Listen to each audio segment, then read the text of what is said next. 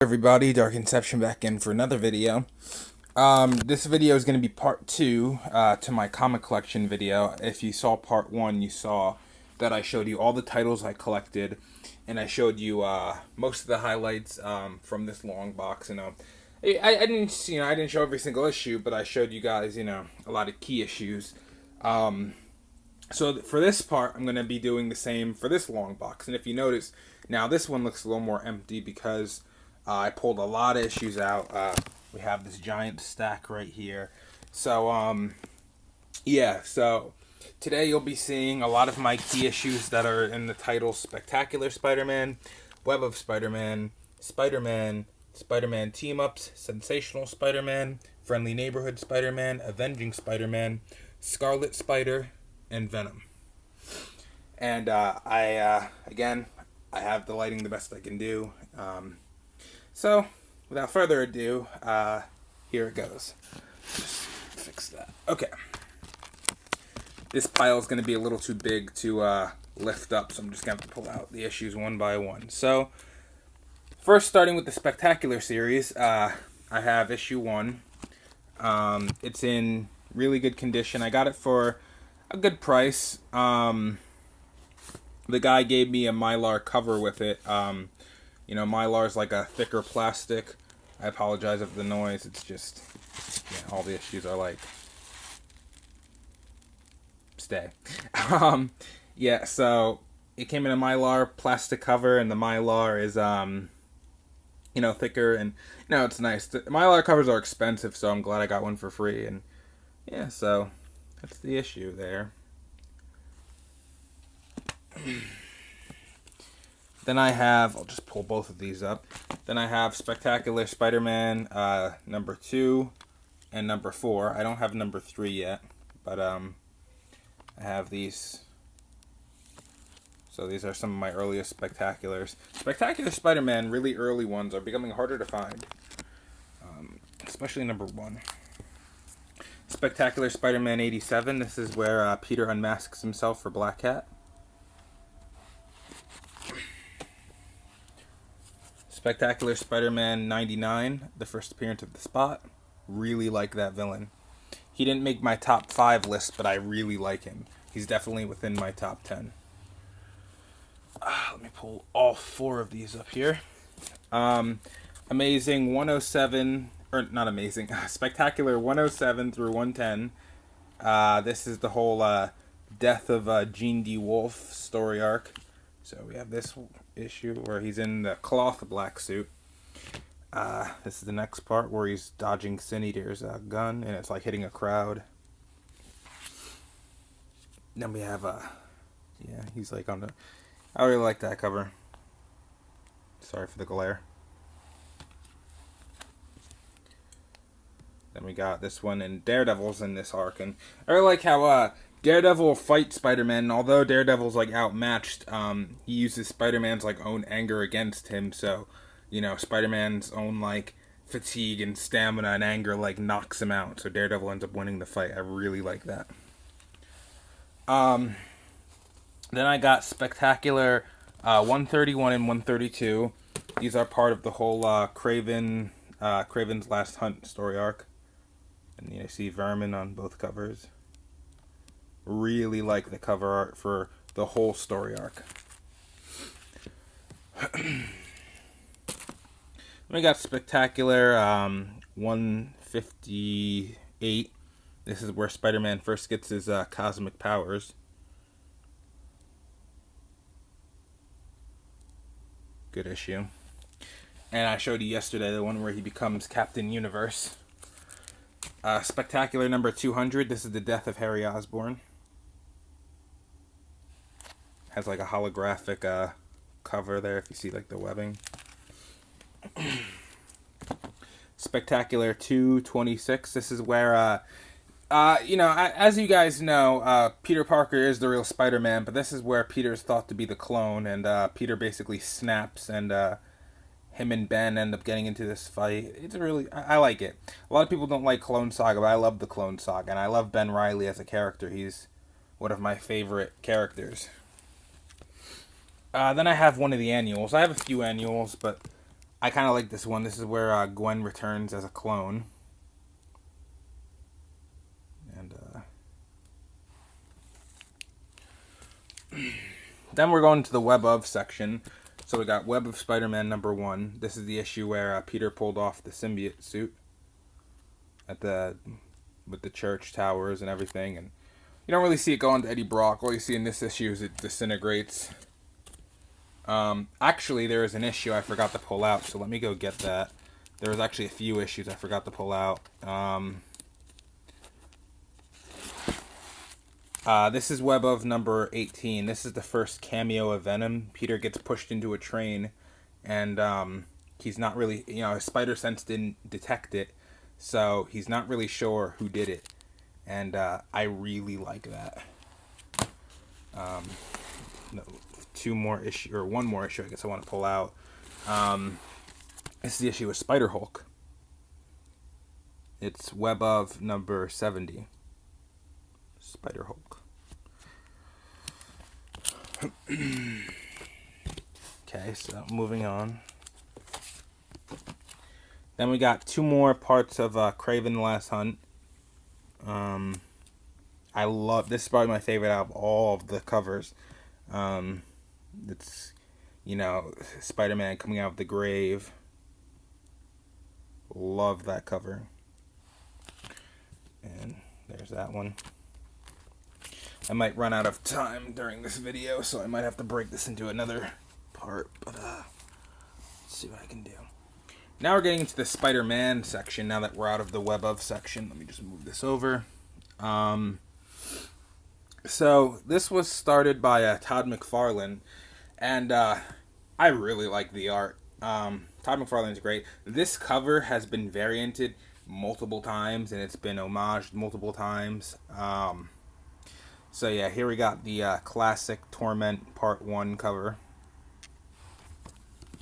Then I have the silver version.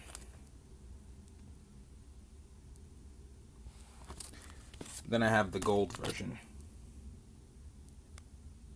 I know there's like a few other ones, like there's this bagged version that comes with something, I believe, and there's also a platinum version that cost a lot of money, so I'm never going to get that one, I don't think, but I like having those 3. Then we got Torment Part 5. Not really anything key in this issue. I just like the cover where Peter's like under all the rubble and he's damaged. Then we got Spider-Man number 12 with Spider-Man and Wolverine. Again, nothing too key. It's just I really like the cover with the 2 of them by Todd McFarlane. Great cover. Then we got Spider-Man number 16, which is an homage to, number 1. Except he's in the black suit. Or, in this case, you want to do that.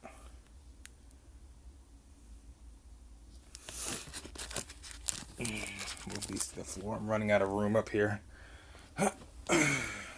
Then we got Spider-Man number 16. This is a sideway issue. He's with the X-Force. Get in the light there. Yeah, there we go.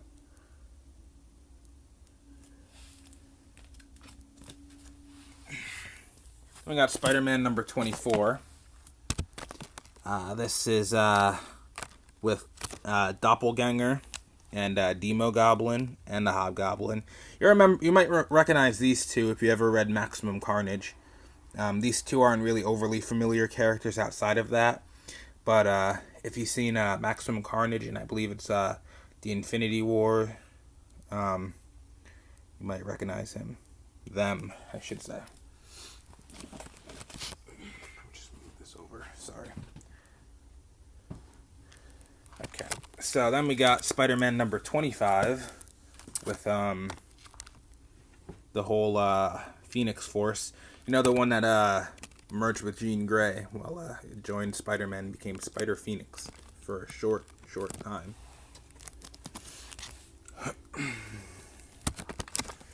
Then we got Spider-Man 51. This is where Ben Reilly puts on, the whole quick change outfit, and he basically goes to Ravencroft, that is being held up by Judas Traveler, and he teams up with Peter to try to escape. And meanwhile, they're fighting they bump into a lot of escaped criminals, and Carnage is lurking around. So the two of them have to team up to get out of there, and really like the holographic shiny cover. Then we got for Volume 2, which is called Peter Parker Spider-Man. I got number 1, which is cool seeing him on that giant web. Love John Romita Jr. He's a great artist, just like his dad. I got this issue, Peter Parker Spider-Man number 12, where it's him versus the Sinister Six, and look who joined the Sinister Six. Of course, he starts to double cross them because Venom's not much of a team player, but it was cool to see him there, just for something new. Then we got Peter Parker Spider-Man number 92. And remember yesterday I showed you the whole Slingers thing with him and Ricochet? Well, this is another one of the Slingers known as Dusk. You might hear my phone ringing in the back. Alright. So now we're on to the Team-Ups title. I'm going to try to get through this one real quickly, and then I'll save the other ones for another day. For the next part, I suppose. So, going to the Team-Ups, there was a giant line of Team-Ups. It was a whole running line, and there were different Team-Ups, like him with the Frankenstein monster, and Deathlock, and Captain America, and Hulk. But, I didn't really want to pull all those out because it's not really a key issue, per se. So, I pulled out the last Team-Up, because I don't have number 1, but I have the last one, which is considered number 150, where he's with the X-Men. Some of you may have seen that cover before. When I bumped into that at the comic shop, I was like, I'm getting it no matter what. So then, other things I have in the Team-Up section, because I just don't have that specific, or just only that specific line. I have other things. So one thing that you guys may know is Spider-Man and His Amazing Friends. You guys may recognize this from the cartoon that went in the, I want to say, 80s? Or 70s? Yeah, I want to say 80s. And, yeah. I don't know if this was a storyline, or if this was a, comic run. I don't know if they had more than just this issue. But, if it was an ongoing title or not. But this is the only one I've bumped into, and I thought it was really cool to have. It was really hard to find. I think I had to get this offline. I don't really remember. Moving on. Then I got Spider-Man versus Wolverine. Really, really good read. Really good read.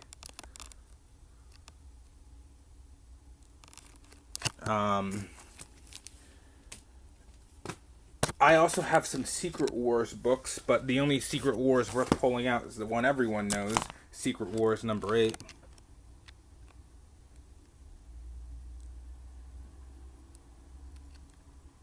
And this is the first appearance of Spider-Man in the alien costume. A lot of people think the first appearance of him in his alien costume is 252, and I do have that. I don't remember if I pulled it out yesterday in my last part, but I do have it. Amazing 252, but this is where he actually gets it. I'm sure a lot of you do know that, but there are some people who get mistaken. And for the last of the Team-Ups, I want to show you the Spider-Man with DC crossovers. So this was the first Spider-Man DC crossover. It's Spider-Man and Superman. And yesterday I showed you, the size of it compared to a regular issue. It's much bigger. It's the first official Marvel DC crossover. And I guess they put their two flagship titles on there. And, Batman's more popular than Superman, I think, at this point. But, of course, they'll put Superman on because this was back in, the 70s, I believe. So, Superman was probably more popular back then. And going on with those titles of DC and Marvel, then I got these. These are the Batman and Spider-Man crossovers. This is the second one. I should have picked up the first one first. This is the first one. And in this one, they're going up against Joker and Carnage. Two of their most psychotic supervillains. Or Joker's a regular villain. Or I guess he's a supervillain. I don't know what we want to classify him as. But it was really cool to see them work together. Batman and Spider-Man. And then in this one we have Ra's al Ghul and Kingpin. And yes, Talia falls for Kingpin too. So that makes Batman, Bane, Azrael, Kingpin. You know, Talia, she's just kind of a whore. But yeah, I wanted to show you guys more, but I don't think I'll have enough time, so I'll just have to squeeze in the rest in part 3. And I'll try to just keep this as a 3-parter, so stay tuned for the next part, guys. This is Dark Inception, who is cleaning up and signing off later.